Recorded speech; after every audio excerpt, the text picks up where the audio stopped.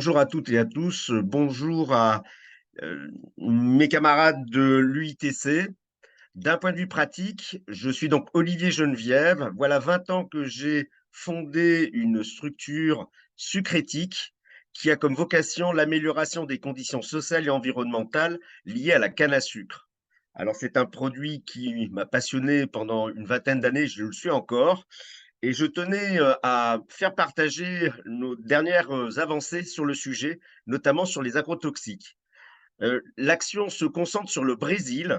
Le Brésil représente 25 du chiffre d'affaires des grandes multinationales agrotoxiques, hein, donc Bayer, Monsanto, Syngenta, BASF, sachant que 5 du PIB de l'Allemagne, c'est l'industrie agrochimique. Donc c'est vraiment un poids prépondérant dans l'économie mondiale. Pour vous donner une idée, 25 donc du chiffre d'affaires est réalisé au Brésil, c'est le double de ce que réalisent ces entreprises aux États-Unis d'Amérique.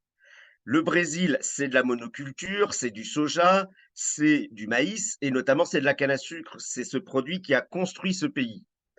Il faut vous dire que les multinationales du secteur sont également présentes.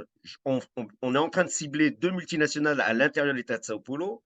D'une part, une filiale de Shell qui produit de l'éthanol que l'on va mélanger avec de l'essence pour nos moteurs en Europe et ailleurs, et d'autre part, pour le même motif, mais également du sucre de bouche, l'entreprise Tereos, plus connue sous la marque française de Béguincé. Ces entreprises ont des méga structures au Brésil, sont certifiées développement durable et je me porte en faux sur cette certification, surtout qu'il y a un très grand impact sur la santé des habitants, une énorme augmentation de cancer. Vous avez de la pulvérisation, c'est vraiment des nuages chimiques avec jusqu'à 7 molécules actives. Et dans cet objectif, nous nous sommes rapprochés d'une association de parents d'autistes dans une des deux villes où se situent donc ces usines. Et nous sommes en train de monter avec des syndicats un projet qui sera prochainement présenté à un fonds de ministère public du travail brésilien qui va permettre d'accompagner justement cette recherche. Cette recherche, c'est sur les cheveux. Ce sont une centaine de molécules qui sont prisonnières présentes potentiellement sur les cheveux des travailleurs et des travailleuses, des enfants dans les écoles donc, qui sont à côté des plantations de canne à sucre, ainsi que des citoyens de la ville. L'objectif est de prouver la causalité entre l'intoxication des personnes et leur exposition à ces agrotoxiques, dont certaines molécules sont interdites en Europe. Il faut savoir que les entreprises européennes exportent jusqu'à 6 000 tonnes de produits toxiques au Brésil, alors qu'elles sont totalement interdites actuellement en Europe.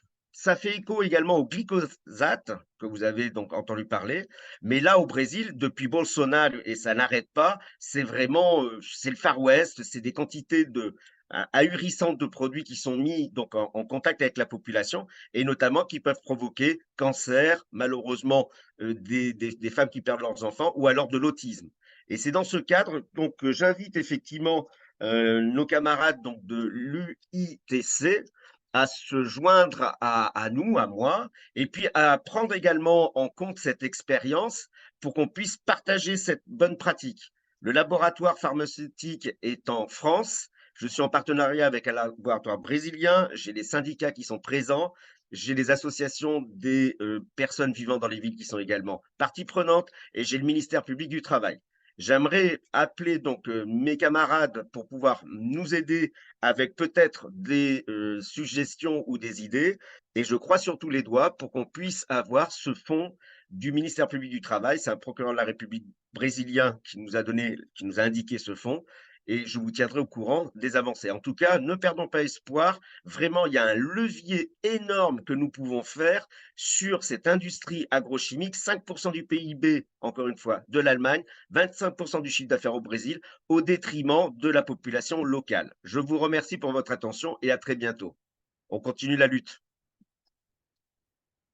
C'est bon, Pierre.